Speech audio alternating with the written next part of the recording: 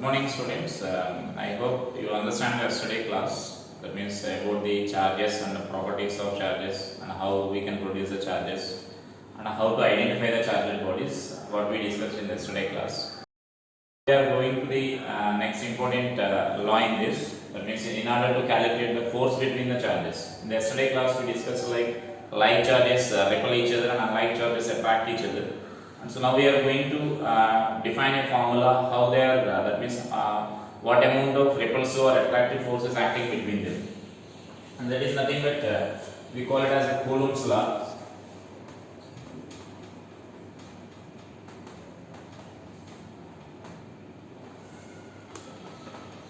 So Coulomb's law. This Coulomb's law is nothing but it states that the attractive force or the repulsive force between the two charges, like suppose these are the 2 point charges Q1 and Q2. Now the either attractive force or the repulsive force between these two charges is directly proportional to the product of charges and is inversely proportional to the square of the distance between them, and that force acts along the line joining these two charges. So that is a statement of this Coulomb's law. Coulomb's law states that the attractive or repulsive force between 2 point charges is directly proportional to the product of these charges and is inversely proportional to the square of the distance between those two charges. And so I can write this statement as like F is directly proportional to Q1 and Q2, that is directly proportional to the product of those two charges, and is inversely proportional to the R square, that means square of the distance between those two charges. So that is a statement of this Coulomb's law, and this you should remember that, as I said, this is valid only for the point charges. That means the Coulomb's law is proposed for the point charges only, the force of attraction or repulsion between 2 point charges, and that is this is a mathematical form of that statement. Now I can write this as F is proportional to, just I am combining these two, so just Q1 Q2 by R square, and from this we can write this as F is equal to some K into Q1 Q2 by R square. And so here that where K is a constant here, where K is constant, proportionality constant, and here the importance is now the K value will depend on the medium in which charges are placed, and it also depends on the units used for that charges and the remaining quantities like force and distance.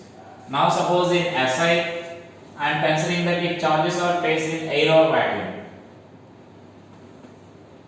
so that means here I am saying that K value depends on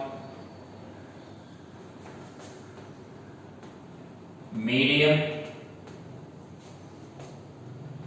and units, system of units, that means which units are used for these remaining quantities. And now let us consider that these charges are placed in air or vacuum, and let us take this SI system. So that means now in vacuum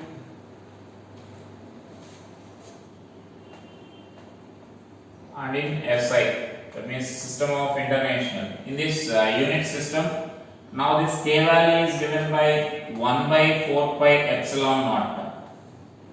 So that is a proportionality constant value here. If the charges are placed in air or vacuum, or then units are used in SI system, then the K value proportionality constant value is found to be 1 by 4 pi epsilon naught. And here this epsilon naught is nothing but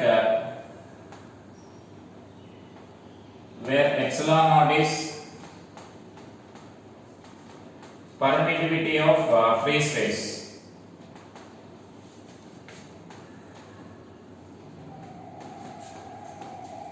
So permittivity of free space, that means permittivity of either air or vacuum we can say, and its value is 8.85 into 10 power minus 12. So I can write like Coulomb square per Newton meter square. So that is the epsilon naught value. and if we substitute this value here and if we simplify, therefore this k value is finally obtained as that means this 1 by 4 pi epsilon naught we can write it as 9 into 10 power 9 Newton meter square per coulomb square. This total value. Now this total value we can express it as 9 into 10 power 9 numerically, and then next unit will be Newton meter square per coulomb square. And therefore finally in air or vacuum we can write the expression for that force as in air or vacuum this k value is that means that force we can write it as F is equal to 1 by 4 pi epsilon naught Q1 Q2 by R square. So that is the expression for force between two charges when the charges are placed in air or vacuum. And so that is the expression now. That is the statement of this Coulomb's law here. So once again I am repeating the statement here. The force of attraction or repulsion between two point charges is directly proportional to the product of the charges and is inversely proportional to the square of the distance between them.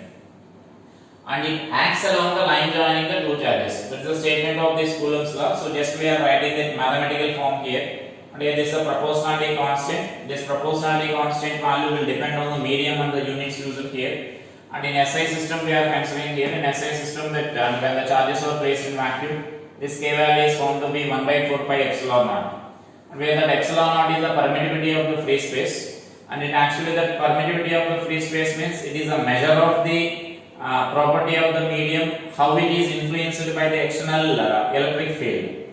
And we will discuss in detail about this later. That is simply the measure of the electrical property of the medium, how it is influenced by this external field, or how it is polarizing. How it is polarizing means polarization is nothing but separation of the charges. We discussed in the induction when a neutral body is kept near a charged body, charge separation is taking place. Positive charge is appearing on one side and negative charge is appearing on other side. So that phenomenon is nothing but simply we can call it as polarization. And so now how the medium will be polarized. This epsilon naught is a measure of how that medium is polarized in the presence of external field. If it is polarizing, that means if it is influencing large by the external medium, then its permittivity is said to be the high value. So that is the permittivity importance here. And so next here this is the expression for these two charges, force between the two charges in air or vacuum. So now let us come to when the charges were placed in any other medium. So this is the expression for force in air or vacuum.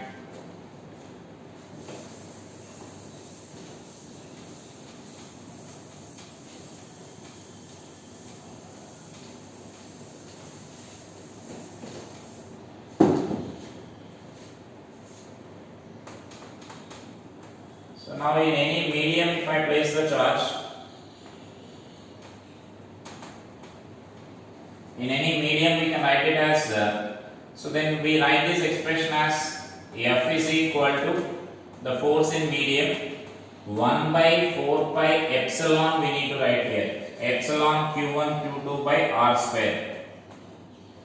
That means when the charges are placed in any other medium, if the Q1 and Q2 are separated like this, Q1 and Q2 are separated by the distance, and this is totally placed in a medium here. This totally it is lying in a medium of permittivity epsilon.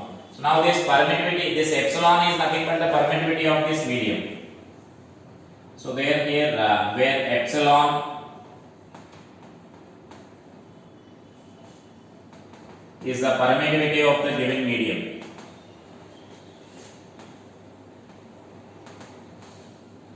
So epsilon is the permittivity of the medium, and so that means it is different for different media here. So that means this that property, as I said, this permittivity is nothing but the measure of how the given medium is influenced by the external electric field.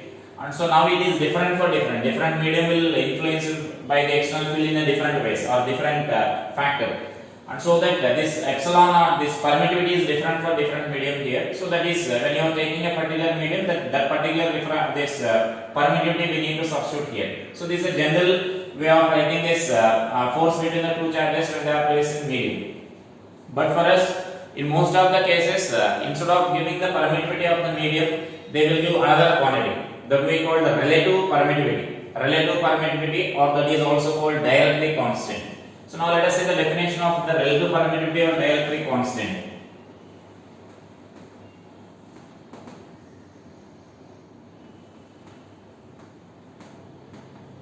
So relative permittivity or dielectric constant, this is also called.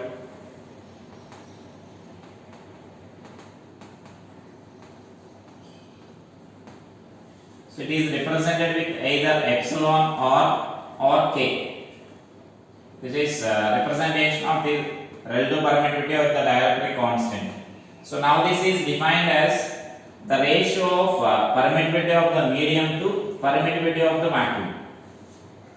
The relative permittivity or the dielectric constant is defined as the ratio of permittivity of the given medium to the permittivity of the vacuum. So this ratio is nothing but we call the relative permittivity or the dielectric constant.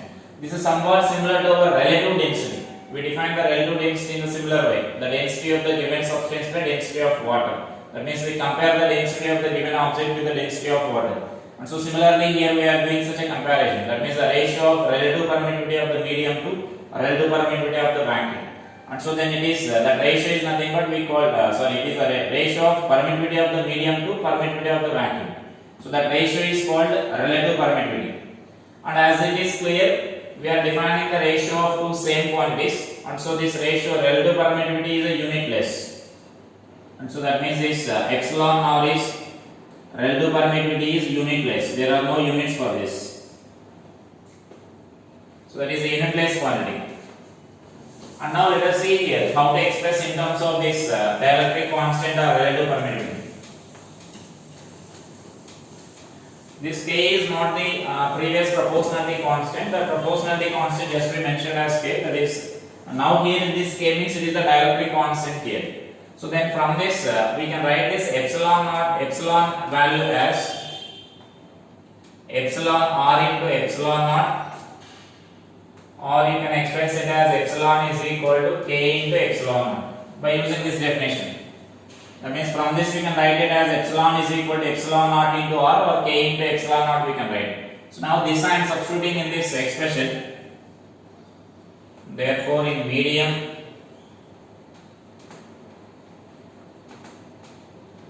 in any medium the force between them can be expressed as 1 by 4 pi. Instead of this epsilon, now we need to substitute this value. Suppose generally we are writing in terms of this.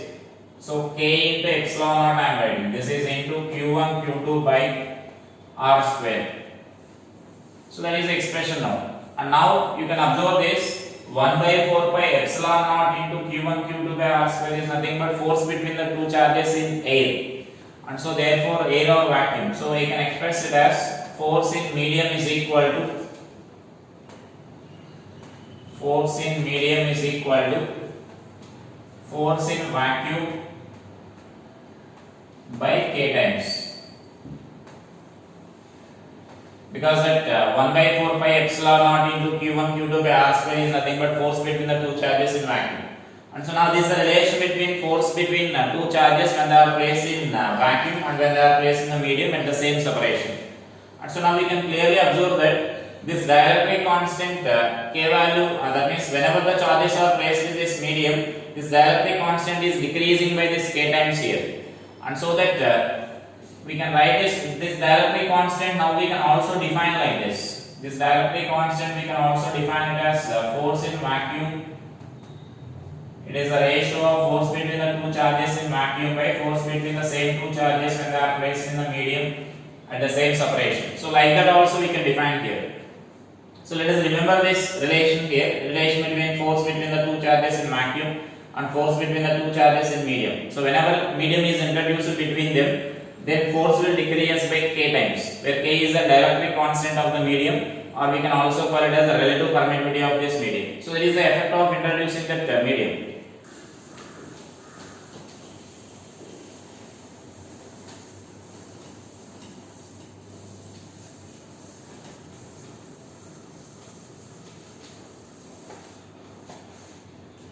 Next let us see this Coulomb's law in vector form.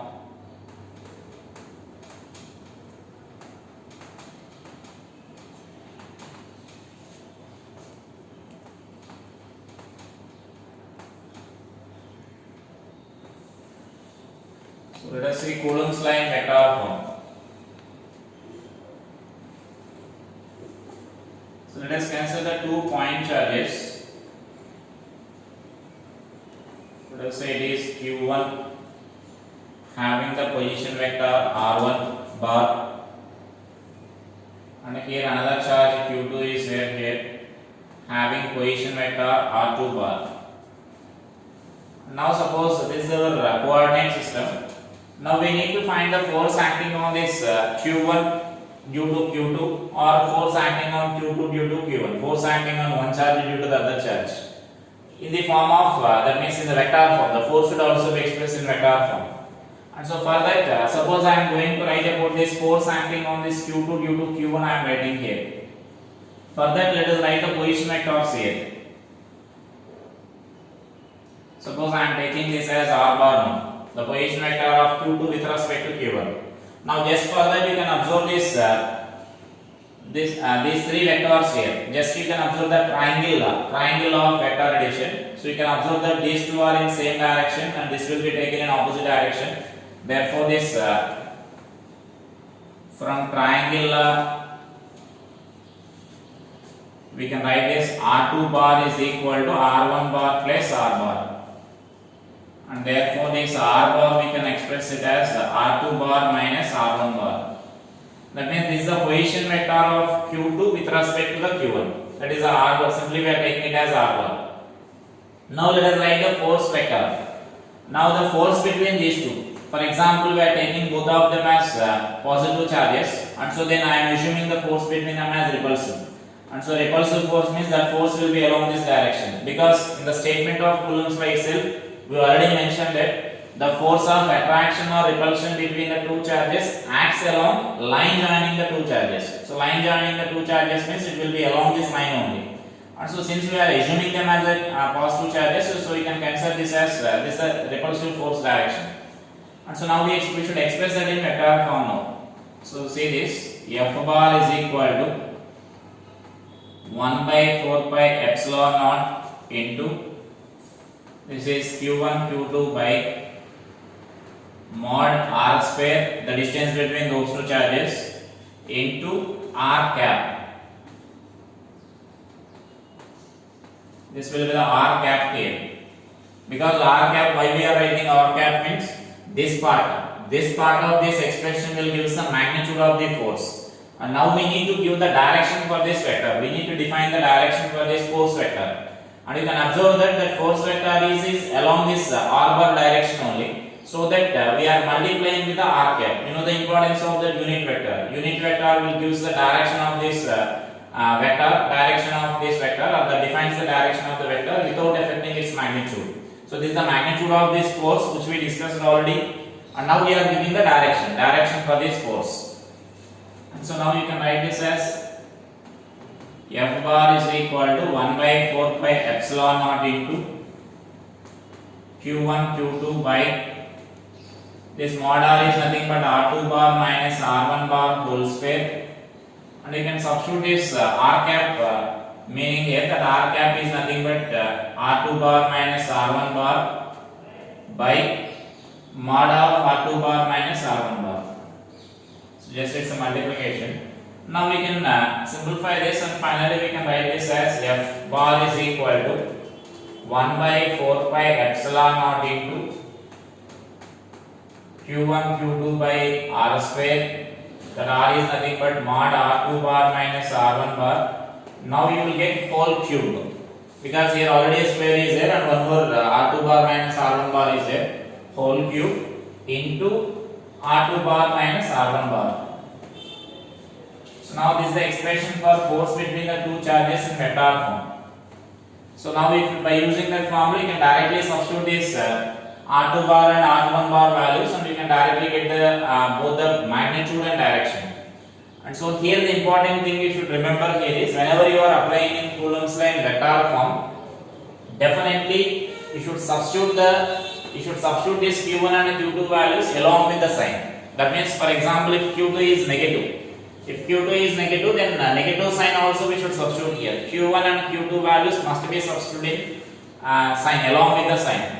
And whereas if you are writing our magnitude formula, magnitude form is nothing but F is equal to like 1 by 4 pi epsilon naught into Q1 Q2 by R square, for example, if you are writing. If I direct this formula, if you are writing, then this gives only magnitude of those two vectors. And it gives only magnitude of those two vectors means here we should not substitute the Q1 and Q2 values with the sign. We should substitute only the magnitude of those two charges here. We need to substitute the magnitude here if you are calculating only magnitude of the force. But whenever you are using this in vector form like this, definitely this Q1 and Q2 values we should substitute along with the sign. And so that is important point you should remember regarding that. Now simply the reason is you can observe that. For example, if Q2 is negative, then force vector should be opposite direction, because the force between these two charges must be attractive force if Q2 is negative. Then this F2 value will act like this. Then automatically if you substitute this negative sign in that expression, then automatically you will get this opposite vector. That means negative vector you will get, which is nothing but opposite over this direction here. That is the importance of this formula. You should substitute Q1 and Q2 values along with the sign. That is the Coulomb-Stein vector form.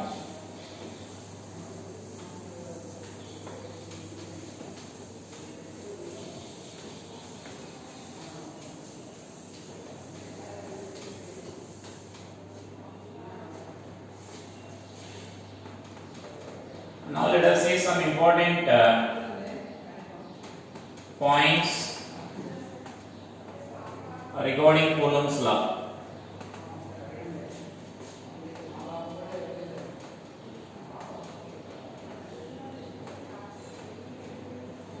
So important points regarding the Coulomb's law or Coulomb force we can say. So the important points regarding the Coulomb's law or Coulomb force means it is valid for only point charges.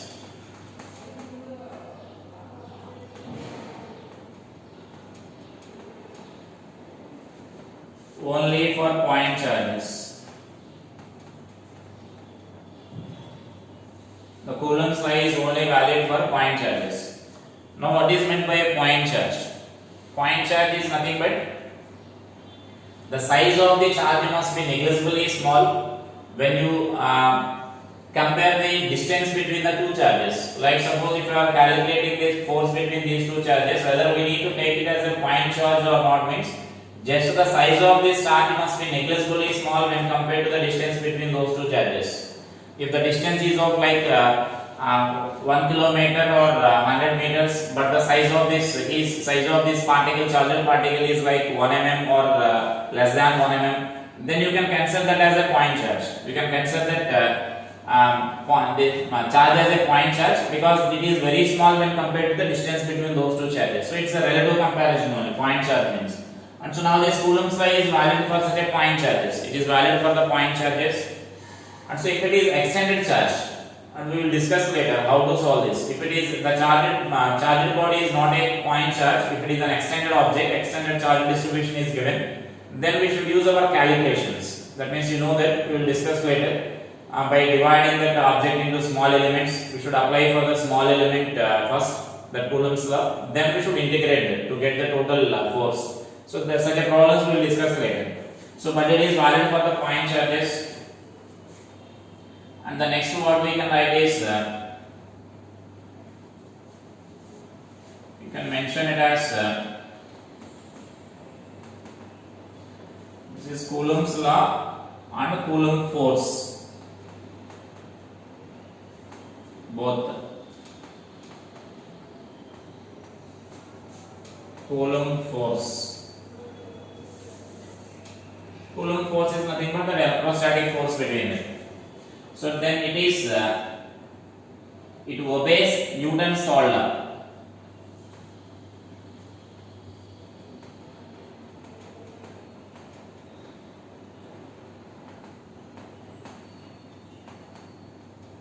It obeys Newton's third law means you know for every action there is equal and opposite reaction. So that means now this Coulomb's force will form an action and reaction pair. Action and reaction pair means suppose this is Q1 and Q2. For example, due to Q2 on Q1, I am saying suppose say 100 newtons of force is acting here. This is force on Q1 due to Q2. then definitely what you can say is the force acting on Q2 due to Q1 will be same in magnitude but in opposite direction. Like suppose if this force is along this direction, then force acting on Q2 due to Q1 we can write it as 100 newtons, we can write directly there. So it is action and reaction. If one force is taken as action, then automatically the other force will become the reaction force. So it is action and reaction pair. So that means it obeys the Newton's third law. And next what we can write is it is a conservative force. That means electrostatic forces or Coulomb forces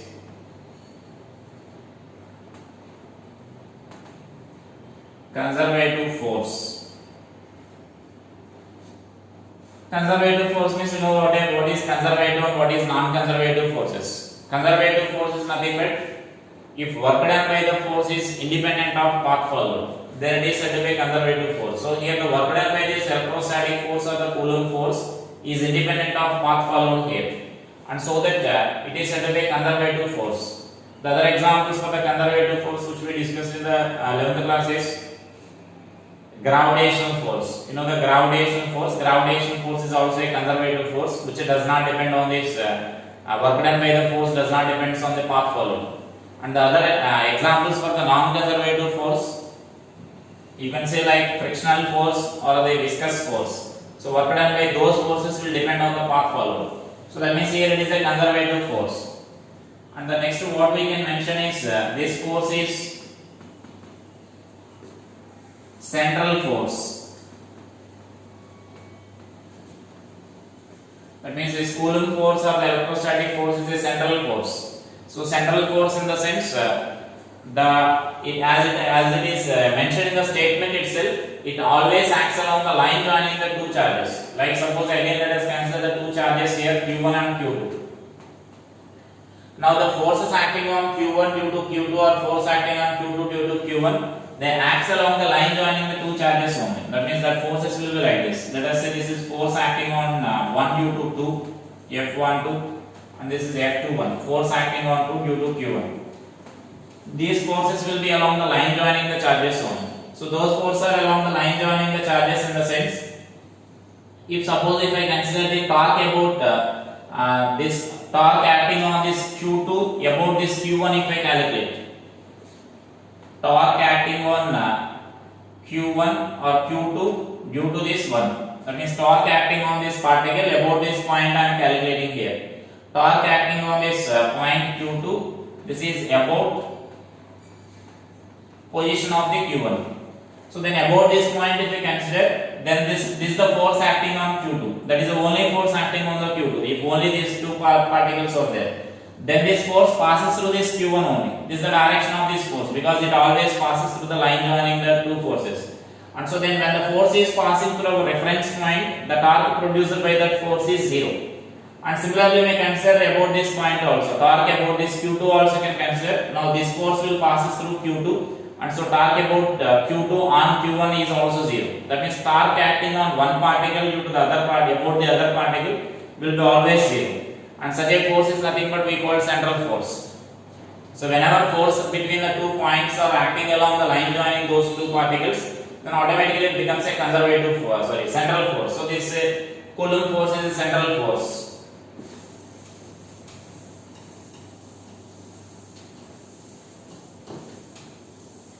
And you know it is attractive, it may be attractive or repulsive depending on the charges which we discussed already in the properties of charges. If both the charges are like charges, they repel each other. If they are unlike charges, they are attracting each other. That is another property here. And the next what we can mention is it is a long range force.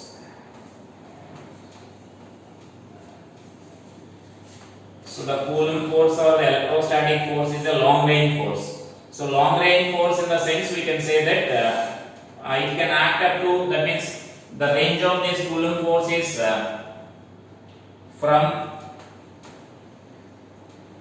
10 power minus 15 meters to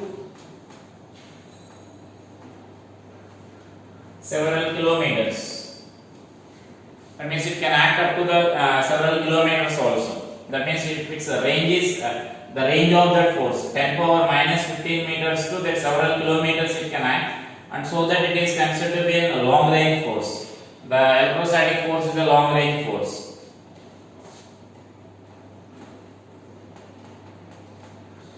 And this force is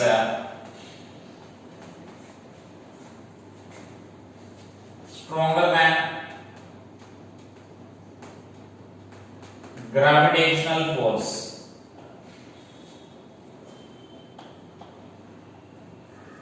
You know, the gravitational force is the weakest force, and so now this electrostatic force is stronger than that gravitational force.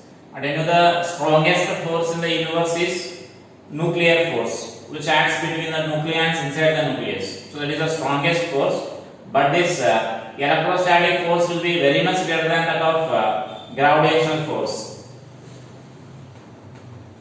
And actually you can find the ratio also, the approximate ratio also we can find here, like by taking the two protons or the two electrons and find the gravitational force between them, and then find the electrostatic force between them, and they are separated by say a particular distance like 1 meter. Then we can find the ratio. And the next what we can say is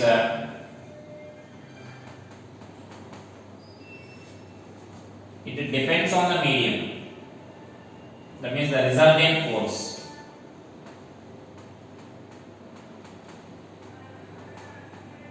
Resultant force between two charges depends on medium. So that means the force, the resultant force between the two charges will depend on the medium between them, which we discussed already. If a medium of dielectric constant K is introduced, then force between them will decrease by the K times. So that means that is another point here. And here I need to mention here the resultant force between the two charges. The resultant force between the two charges will depend on that medium. The force between Q1 and Q2 will remain same. That means here the listen this clearly. So that means here suppose I am taking this Q1 and Q2, and they are separated by a medium, separated by distance r, and in which that medium K is placed, medium of dielectric constant K is placed. The force between Q1 and Q2 will be 1 by 4 pi epsilon naught into Q1 Q2 by r square only. That means which is same as that of air or vacuum. But when the medium is placed here, what will happen is some induced charges will be produced in that medium. Because of that induced induced charges, another force will act on that Q1 or Q2. That means if only medium is not there, the force acting on this Q1 is nothing but only due to Q2. If you are introducing any medium here, if suppose some medium is there here, this side some positive charge may be produced depending on the charges, and this side some negative charge may be produced. Some induced charges will appear on that medium. And so because of this induced charges, in addition to the force due to Q1 and force due to Q1 and Q2, the additional force will be there due to this induced charges. That resultant force will depend on the medium. So that resultant force we are discussing here. But whereas force between Q1 and Q2 means it will remain same, 1 by 4 pi epsilon naught Q1 Q2 by r square means. So resultant force or the net force is different, and force between the two charges is different. So that you should answer. While whenever you are answering such a type of question, you should read the question carefully, whether they are asking only force between Q1 and Q2, or they are asking the resultant force between or resultant force acting on any one of the charge. So resultant force means it depends on the medium. And the next one is the force between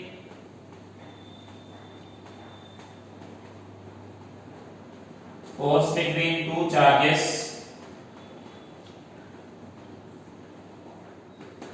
is independent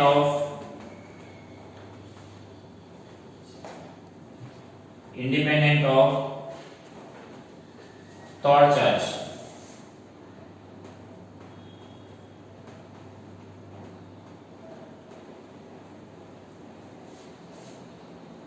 So force between the two charges is independent of the presence of third charge in between the two charges, you can say. So that is independent of the third charge. So like suppose I am taking the two charges here, Q1 and Q2. And so now here between these two, that force means we can write this as 1 by 4 pi epsilon of Q1 Q2 by R square we can write. Now again I am introducing another charge here, a Q3 is placed in between those two charges. Then still the force between those two charges will be given by the same only. The force between Q1 and the Q2 is given by the same expression only. But again, as similar to the previous point, the resultant force on the Q1 or resultant force on the Q2 will be different. Because in addition to, suppose if you are calculating force on Q1, this Q2 is exerting some force. In addition to that, now the newly placed charge Q3, that is also exerting some force. And so that the two forces are there, we should find the vector sum of those two forces, and that gives the resultant force here. But the force between Q1 and Q2 will remain same. So that is the independent of third charge means.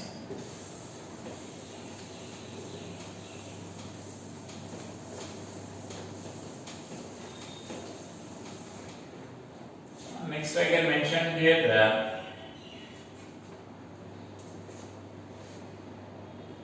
another point is nothing but it obeys the principle of superposition.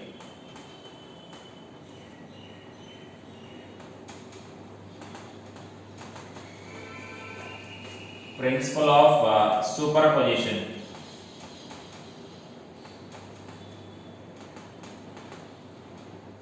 You know the principle of superpositions we discussed already in previous topics like SHM. So principle of superposition is nothing but if suppose there are different charges are there, charge distribution, point charge distribution I am taking here. This is suppose say Q and here Q1, Q2 and another charge Q3, like different charges are there here, Q4. Such a lot of charges are there surrounding of this Q. And they are having some different, their positions will be different distances they are present from the Q. And so now this principle of superposition is nothing but, here the principle of superposition is the resultant force acting on Q1, Q is a vector sum of force between, force due to this individual charges here. That means we find the force between Q1 and Q, and we find the force between Q2 and Q, we find the force between Q3 and Q, like that. We find the force acting on the Q due to the individual charges Q1, Q2, Q3, Q4 separately, and we add them vectorically. And so like the resultant force acting on this Q, we can write it as, so F1 bar plus F2 bar plus F3 bar and so on. Where F1 bar is force due to Q1 and Q, F2 is force due to Q2, F3 is force due to Q3. This is a force on net force on Q. So the net force on Q is expressed like this. Now this is nothing but the meaning of principle of superposition here. So that means when the larger distribution of point charges are there, the net force acting on any one of the charge is the vector sum of force due to the individual charges for in the absence of the other charge. Like in the absence of other charge means we consider only when these two charges are there. That means when you are considering force between these two charges, only we consider those two charges. And similarly when you are finding F2, only we consider this charge, these two charges. So like that we find the individual forces and we add them vectorically. That means by considering their directions. And so that is the principle of superposition. And so this Coulomb force will obey that principle of superposition here. So those are the important points you should remember regarding this gravitational, regarding the Coulomb force or the Coulomb's law. And next here we can say that the Coulomb's law and the gravitational law or Newton's law of gravitation are similar.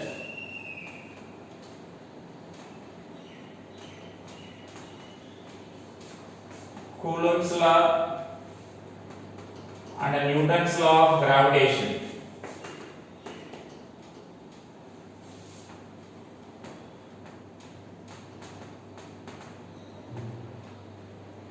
are similar. Similar in the sense both are both will obey the inverse square law. Both the gravitation, Newton's law of gravitation and the Coulomb's law of electrostatics, both will obey the inverse square law.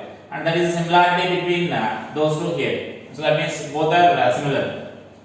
The only difference between this Coulomb's law and that Newton's law is we can say that in Coulomb's law the force may be attractive or repulsive depending on the charges, and in gravitation you know that force is always attractive force. Every mass will attract every other mass in gravitation. So it is a major difference there.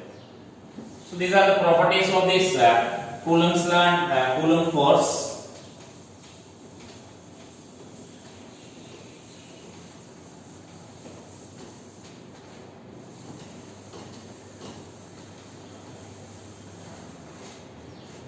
Now let us see some simple numericals based on this.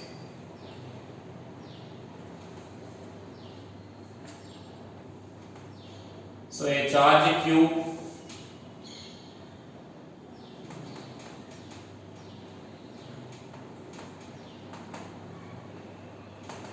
is divided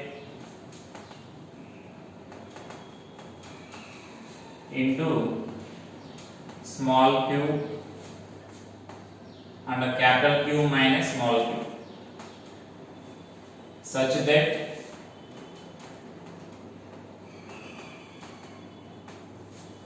force between them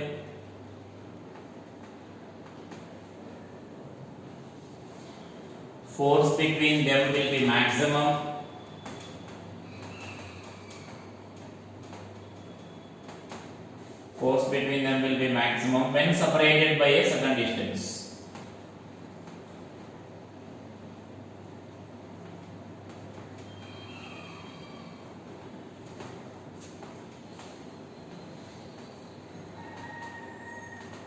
When separated by a certain distance, then we need to find the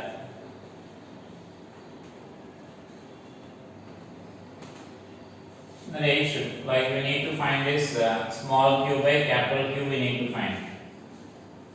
So that means the given charge Q is divided into two parts. We are dividing that into two parts, and those two parts are separated by a certain distance. Now we need to find the ratio that Q1 by Q by small q by capital Q we need to find. So like simply you can cancel like I will say the procedure for this. So like just I am writing these two charges are separated by a certain distance. The small q and capital Q minus small q are separated by a certain distance, let us say r. Now the force between them we can write it as 1 by 4 pi epsilon naught into small q into capital Q minus small q by r square. This force is given as maximum. So if F is maximum, we know that then differentiation of the F must be 0 with respect to Q, because here small q is a variable here. So the differentiation of the Q with respect to this capital Q with respect to the small q must be 0. So let us differentiate this and equate to 0. And so that is nothing but so df by dq is equal to, so these constants I am writing here, 1 by 4 pi epsilon naught into r square now is a constant. So d by dq of just I am differentiating this equation. So let us multiply this d by dq of capital Q into q minus q square. So this value should be equal to 0. And from this you can differentiate this value as capital Q minus 2q, the q square differentiation, so that is 0. And so small q is nothing but q by q. That means to get the maximum charge between the maximum force between the two parts, we should divide the charge equally. Q by 2 if we divide, then automatically the force between those two charges will be maximum. And so that is nothing but our relation here. Now we need to write just small q by capital Q. Now our required ratio is nothing but small q by capital Q, so which you can write it as 1 by 2. That is the ratio between those two charges. So like the similar problem we discussed in gravitation also. In gravitation also such a similar question is there. Like a mass m is to be divided into two parts, like small m and m minus m. A small m, this is the m, it is to be divided into two parts, m and capital M minus small m, such that the force between gravitation force between them will be maximum. And what is the ratio or what is the relation between small m and capital M? You will get the same. So whether it is a gravitational mass or the charge, electrical charged particle, we are dividing the point mass of the point charge into two equal parts. Then automatically the force between them, either it may be gravitational force or the electrostatic force, that force will become maximum.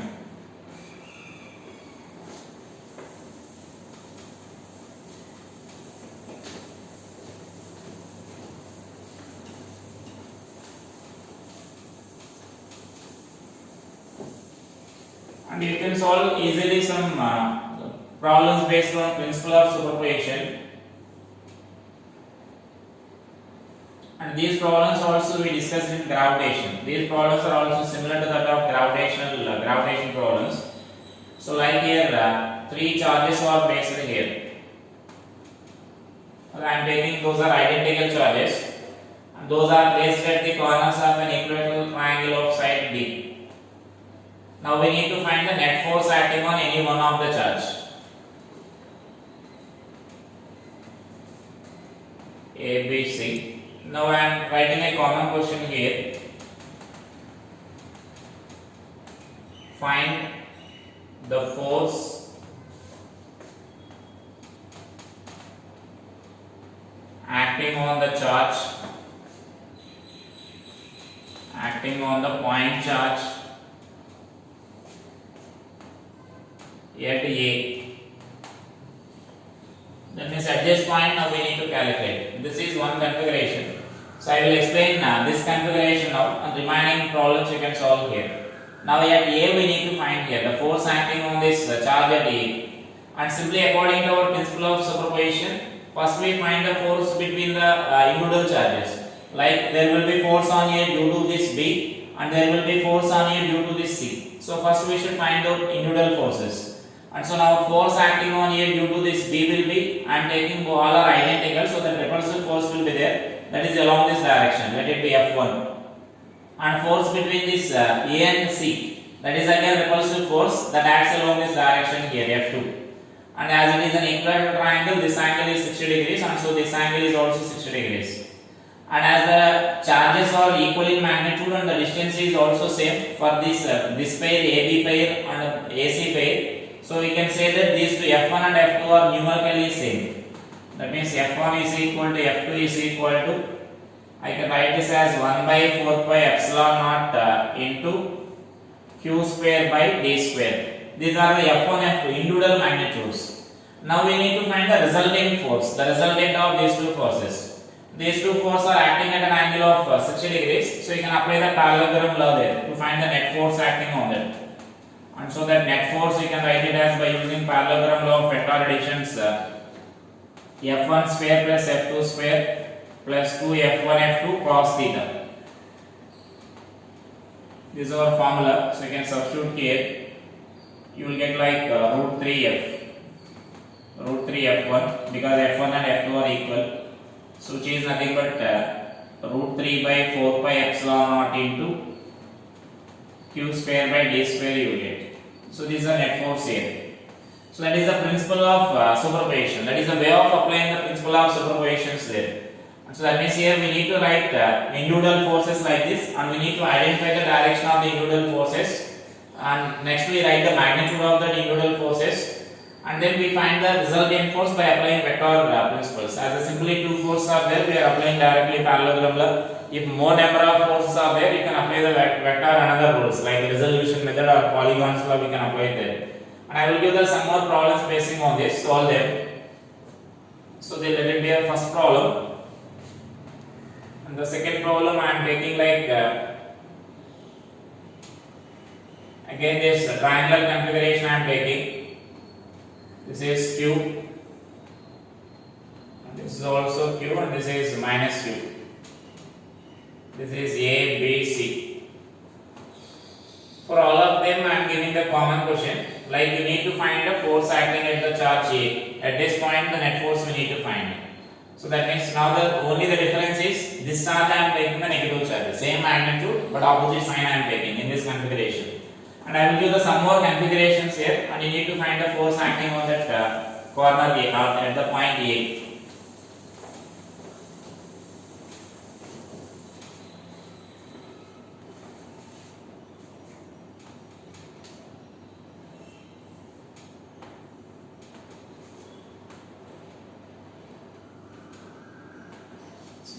I am taking these charges, and here one more charge is placed in here. Now this is our point A. So this is BCD. That means it is a centroid of this triangle here. This is again an equilateral triangle of side D. At the centroid, this point A is here. So at this point, we need to find the charge.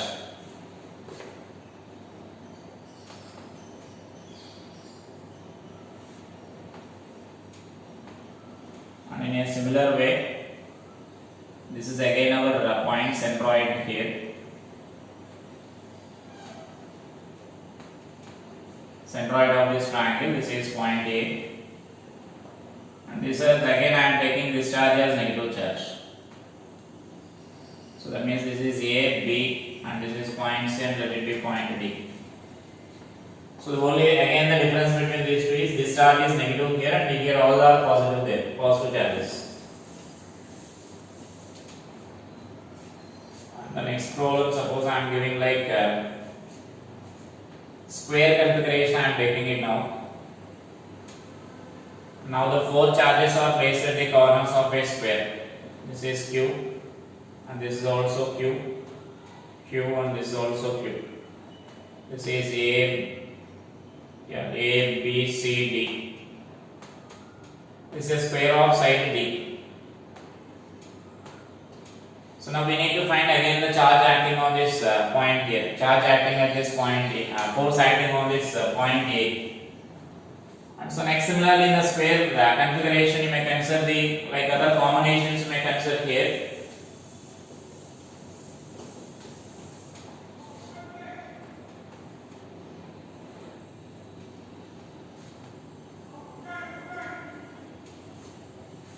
And so I am giving like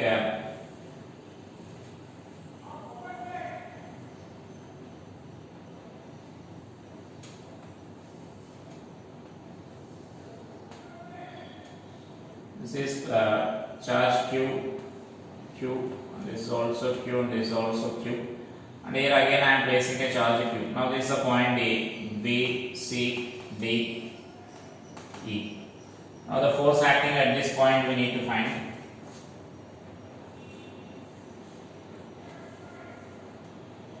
And the next problem is like Q. This is Q and this is Q. Now let us take these two charges as negative charges.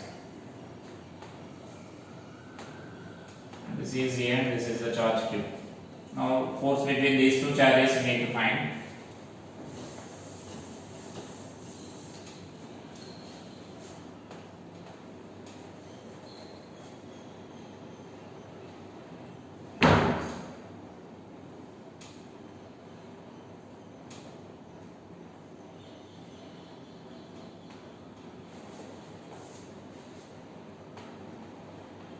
This is our A, B, C, D, E, F regular polygon. This is of side.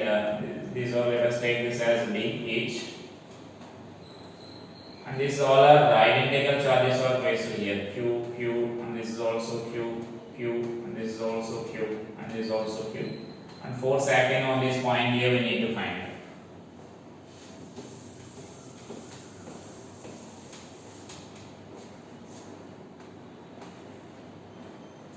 This regular polygon itself,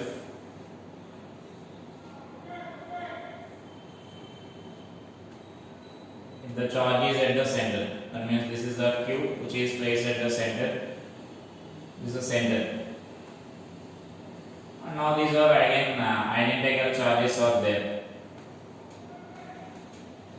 So then force acting on this charge we need to find here. These are the A's, B, C, D. This is E, F, G.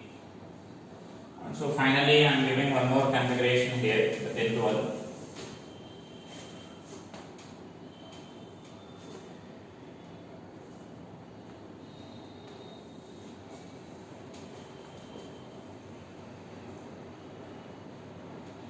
So let us take a cube configuration here. I am taking a cube configuration.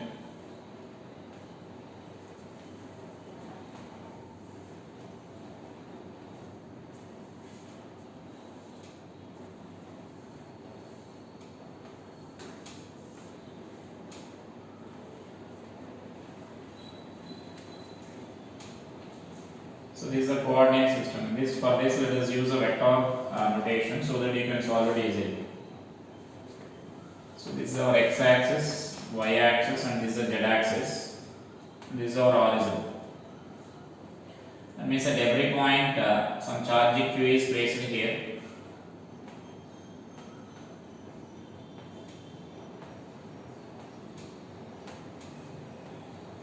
So every point q is there. Now we need to find the force acting here. This is a corner A I am naming here. So let it be A, B, C, D. And this is the O. O means the origin. E, F, G. Now we need to find the force acting on this corner here. And for this problem, remaining you can solve easily only. For this problem, let us take the vector notation. That means let us write the F1, F2, F3, all those values in vector form and add them vectorically. And so that you can get it this problem also. So those are the problems based on the principle of superposition. So in the next class, we will discuss some more applications based on this Coulomb's law.